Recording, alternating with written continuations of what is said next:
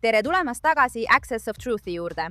Sel nädalal, hoolimata relvarahust, eskaleeris Islamivabariik taas, rünnates sihtmärke Araabia Ühendemiraatides ja laevu Hormuzi väinas, tõstes naftahindu, samal ajal kui kodumaal hukati vange ja hoiti 92 miljonit inimest internetipimenduses. Tõeline küsimus on nüüd, mida maailm tegelikult selle vastu ette võtab?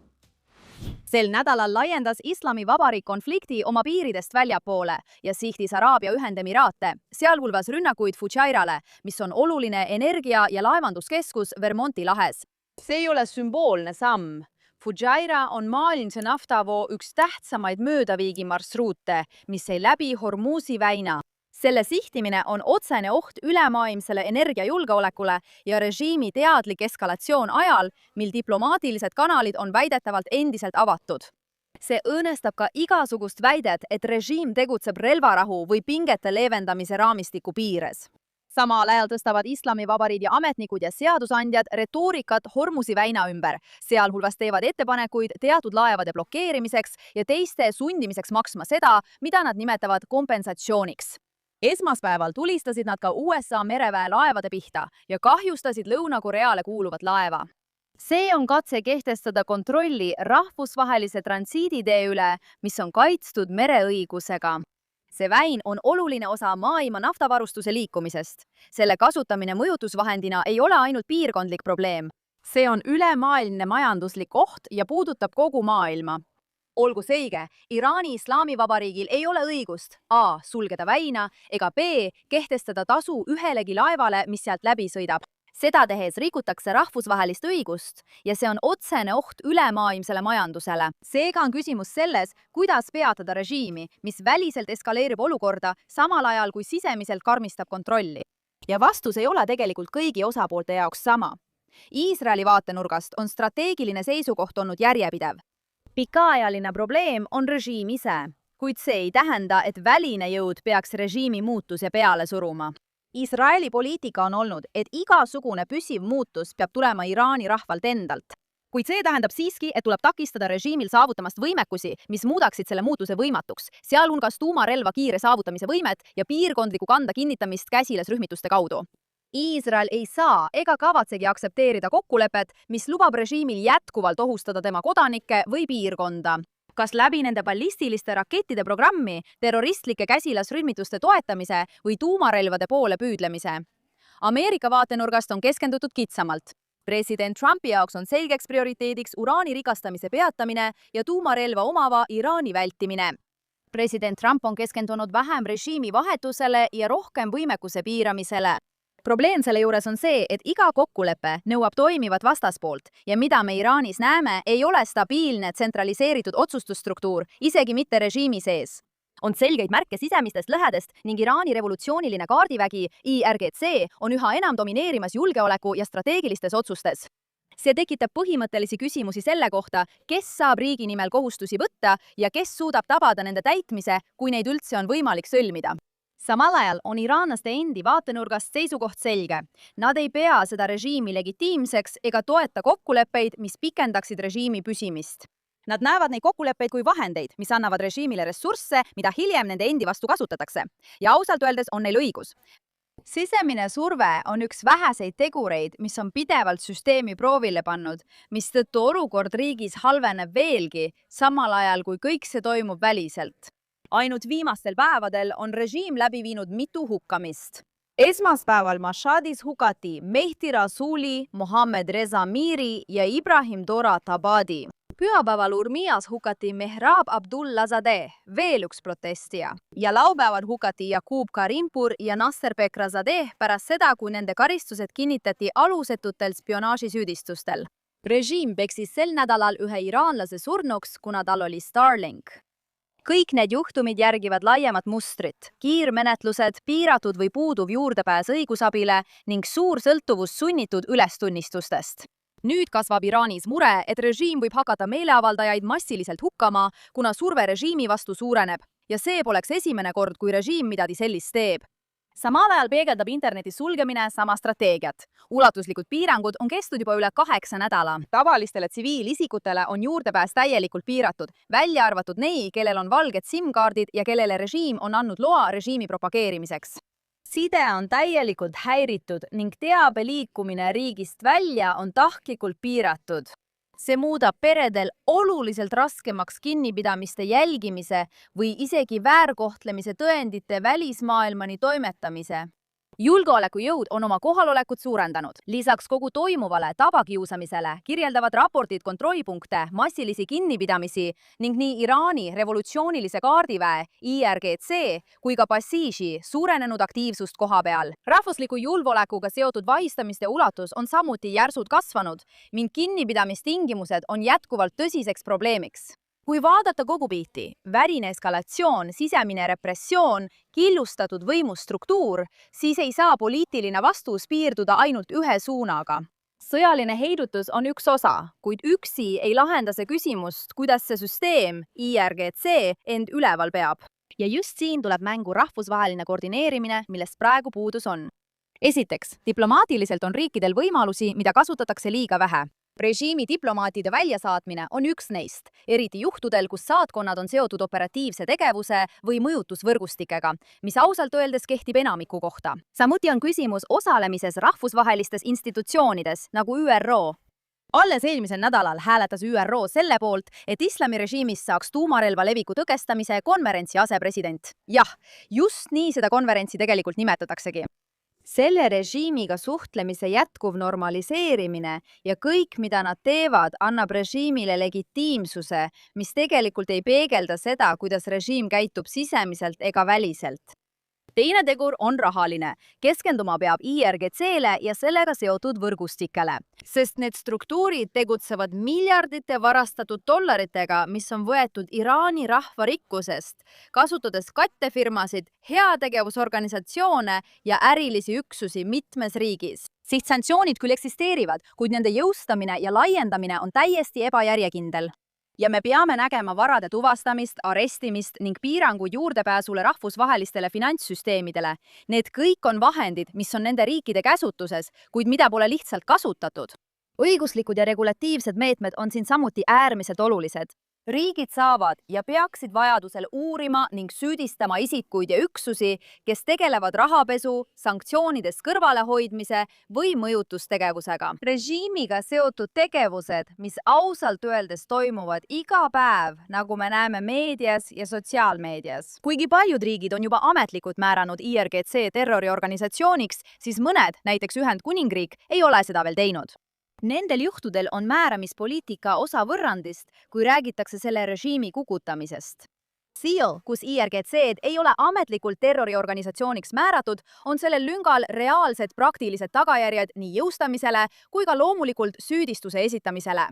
Ja kolmandaks, viimane tegur, millest ma täna rääkida tahan, on kõrvalkokkulepete ja mitteametlike arusaamade ROI, mis annavad režiimile järeleandmisi. Need kokkulepped võivad küll lühiajaliselt aidata konkreetseid eesmärke saavutada, näiteks pantvangide vabastamisel, kuid samas suurendavad need ka režiimi võimet jätkata ja motiveerida pantvangistamist ning muud terroristlikku käitumist. Põhiküsimus siin on see, et režiim on aja jooksul näidanud, et ta kasutab surve vähenemise perioode konsolideerumiseks, mitte mõõdukuse saavutamiseks. Samal ajal on sisemised dünaamikad Iraanis endiselt olulised. Avalik vastuseis pole kadunud, see on maha surutud. Ja praegune julgeolekujõudude kohaloleku tase ning infokontroll näitab, et Iraani võimud valmistuvad edasiste rahutuste võimaluseks.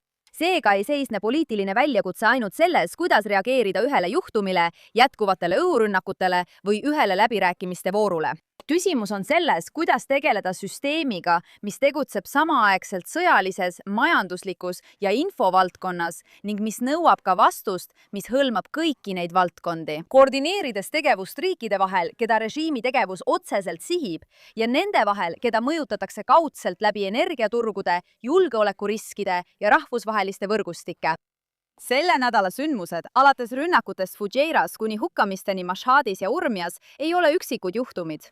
Need on osa režiimi järjekindlast mustrist. Küsimus on, kas rahvusvahelise kogukonna vastus on samuti järjekindel. Siiani ei ole see viimastel aastatel olnud piisav. Kuid õigete jõustamismehhanismidega on rahvusvahelisel kogukonnal, usun mina, haruldane võimalus anda jõhker hoop seadusetule režiimile, ilma et enamik neist riikidest peaks laskugi tulistama. Nüüd liigume järgmise loo juurde.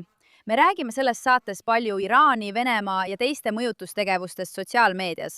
Kuid sel nädalal paljastas ajakirjanik Eitan Fischberger midagi, mida tuleks käsitleda kui riikliku julgeoleku küsimust. Türgi desinformatsioonioperatsiooni, mis sihib ingliskeelset maailma, tungib lääne meedia ökosüsteemidesse ja manipuleerib Ameerika avalikkusega. Selle keskmes on Clash Report, konto, mida kõik, kes jälgivad sõjauudiseid X-is, on tõenäoliselt viimastel kuudel näinud. See postitab droonivideoid, rünnakute uuendusi, kaarte, kiireid väiteid ja poliitilisi arenguid inglise keeles, tavaliselt mõne minuti jooksul pärast sündmusi. Nüüd ongi just see kiirus oluline, sest eesmärk pole ainult sündmustest teatada, vaid kujundada sündmuste esimene versioon, narratiiv, enne kui avalikkus saab kogu konteksti teada. Sel nädalal paljastas Fischberger, et Clash Report on Türgi meediaorganisatsiooni GDH ingliskeelne haru. Nüüd seovad Apple'i rakenduste poe andmed Clash Reporti, Clash Report Mapi ja GDH sama juriidilise arendajaga Monolog Mediaga.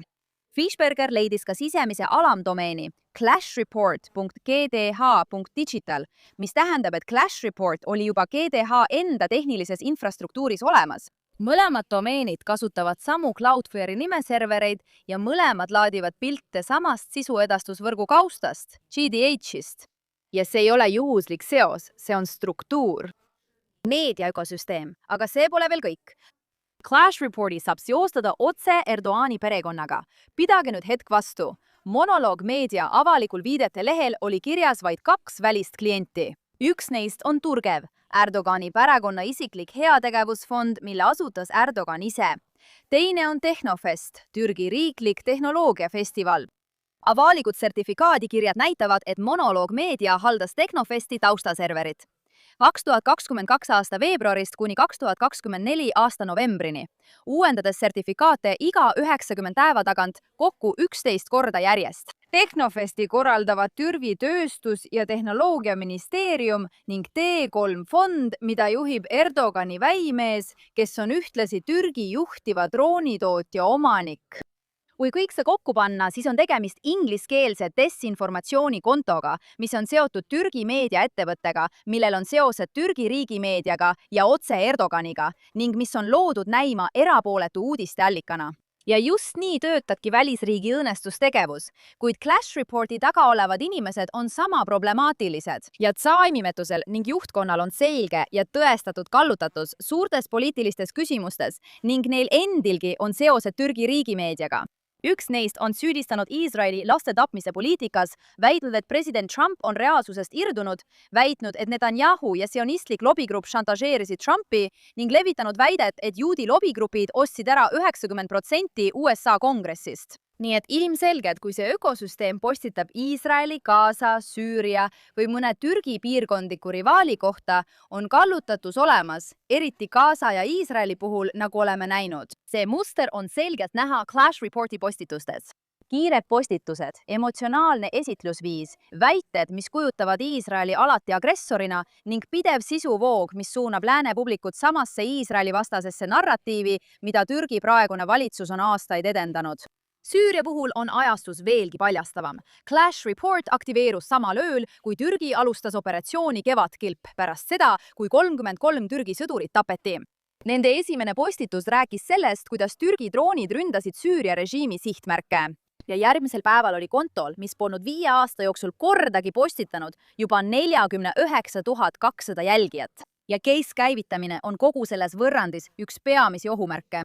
Kasutaja nimi loodi 2015 aasta mais, seisis peaaegu 5 aastat tegevusetult ja aktiveeriti siis 28. veebruaril 2020. Samal ööl alustas Türgi üht oma olulisemat sõjalist operatsiooni. Ükski normaalne orgaaniline kasv ei selgita, kuidas konto võis aastate pikkusest tegevusetusest ühe päevaga jõuda üle 49 000 jälgijani.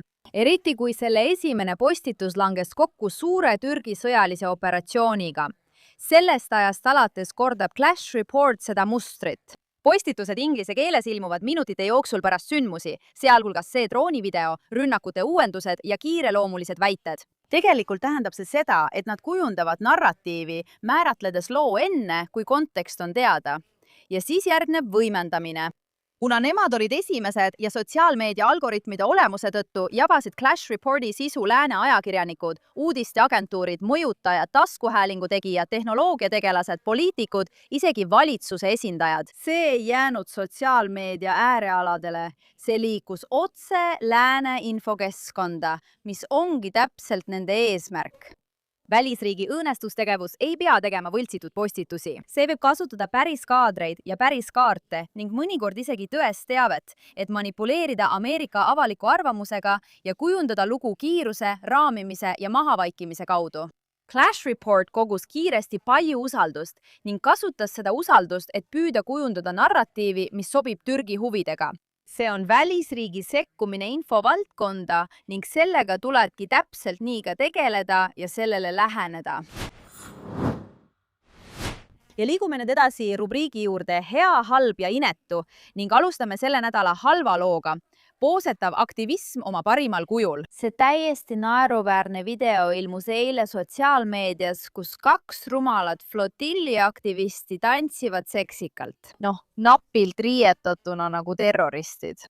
Nõudes oma kaabakatest kolleegide Brasiilia Iisraeli vastase fanaatiku Thiago Avila ning samuti Hispaania kodaniku Saif Abu Kheshoggi vabastamist. Nüüd ma tahaksin väga näha, kuidas need idioodid proovivad seda trikki kaasas ja ma tõesti arvan, et me peaksime nad sisse laskma ja vaatama, kuidas islamistliku Hamasi kontrolli all olev ühiskond sellele välimusele reageerib. Jõudu neile! Igal juhul vaatame natuke üle need 2 flotilliaktivisti, keda Iisrael praegu kinni hoiab. Ja ei, see ei ole sellepärast, et nad on aktivistid. See on sellepärast, et neil on tegelikult kahtlustatavad sidemed terroristlike organisatsioonidega. Avila ei ole mingi suvaline vabatahtlik. Ta on korduv flotilli korraldaja, kes on neid organiseerinud rohkem kui 1 korra. Ja teda kahtlustatakse samuti sidemetes terroriorganisatsioonidega ning isegi teised riigid on teda julgeolekuprobleemide tõttu märkinud. Abu Kheshogg pole sugugi parem. Tal on väidetavad sidemed võrgustikega, mis on seotud Hamasiga, sealhulgas tegevus, mida kirjeldatakse kui tsiviilkattena tegutsevat toetustaristut. Umbes nagu kogu see veider flotilli trikk, mille eesmärk oli tuua humanitaarabi Gazasse, kuid mis tegelikult lõppes skandaalse seksilaevana, kus esitati süüdistusi seksuaalses ahistamises. Igatahes, tõesti ei saa olla rumalamad kui sellised inimesed nagu need tüdrukud.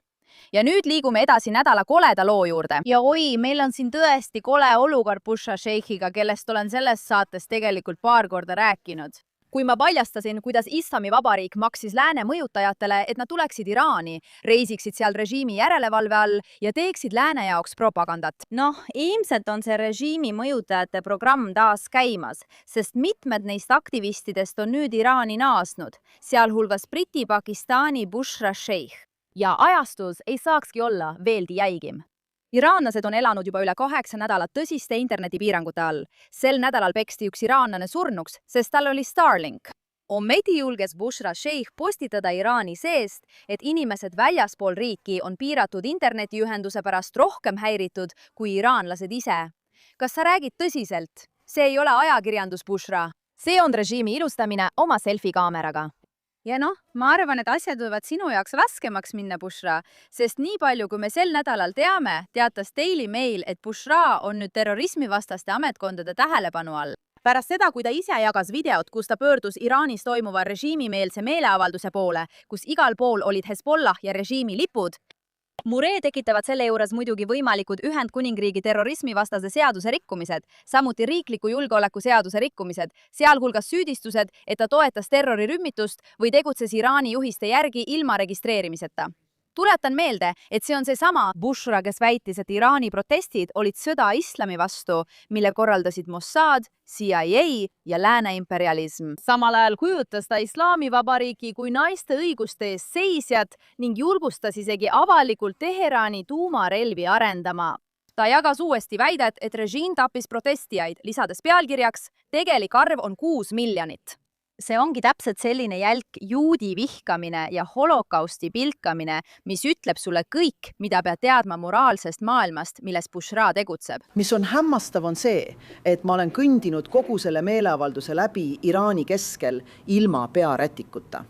Ja ma tean, mida paljud teist mõtlevad. Te mõtlete, kuidas ta saab olla Iraani keskel sellel väljakul ilma rätikuta. Minuga pole midagi juhtunud. Keegi pole mind solvanud, keegi pole midagi öelnud. Tegelikult, kui oled Iraanis külaline, koheldakse sind väga hästi.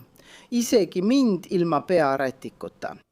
Aga fakt on see, et ma olen siia tulnud, mind on vastu võetud ja keegi pole mulle mitte midagi öelnud selle kohta, et mu juuksed on katmata. See, mu sõbrad, ongi see, milline on uudiste tegelikkus, kui need tuuakse teieni otse riigist koha pealt.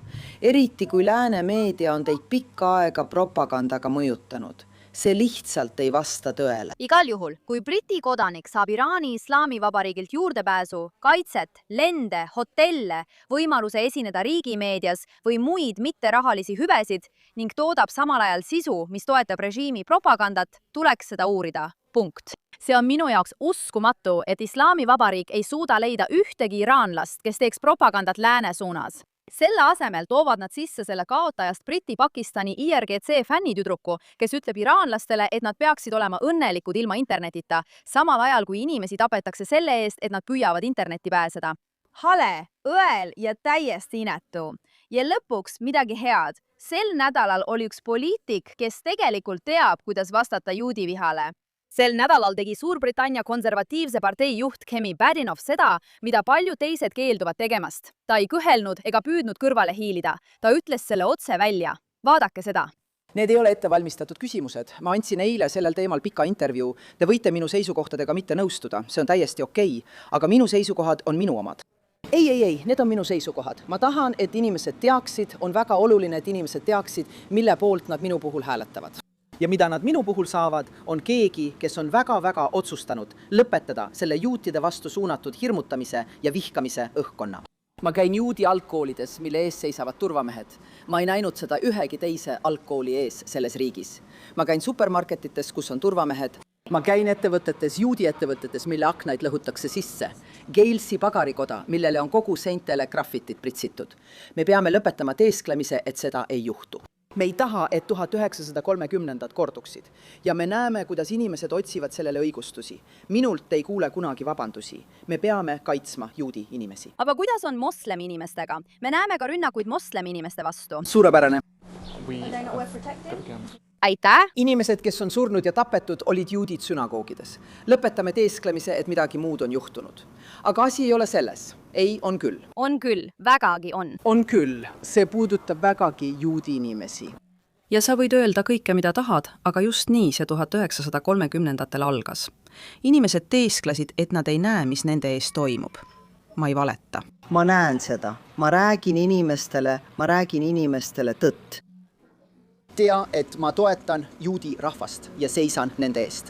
Vabandust, aga ma ei nõustu sinuga. Sa pead lihtsalt sellega leppima. Jah, see on kahju. See on kahju.